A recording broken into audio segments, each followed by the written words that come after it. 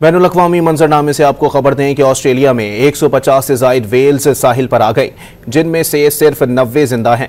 Rescue टीमें उनकी मदद के लिए मसरूफ हैं। ये वाक़या आर्थर रिवर के करीब पेश आया, जो तस्मानिया के शुमाल मगरबी साहिल पर वाक़ है। वेल्स 24 से 48 घंटों से साहिल पर फंसी हुई हैं। महकमा कुदरती वसाइल और माहौलियात के मुताबिक सूरत हाल का जायजा लिया जा रहा है। बैनुल-अक़वामी मंजरनामे से आपको खबर दें कि ऑस्ट्रेलिया में 150 से ज़ायद वेल्स साहिल पर आ गए, जिनमें से सिर्फ 90 जिंदा हैं।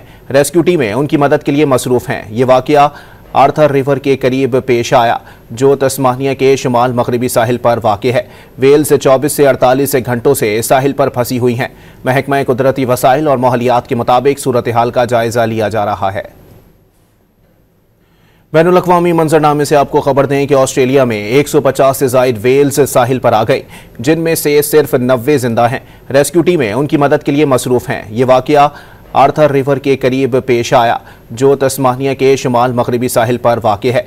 वेल्स 24 से 48 घंटों से साहिल पर फंसी हुई हैं।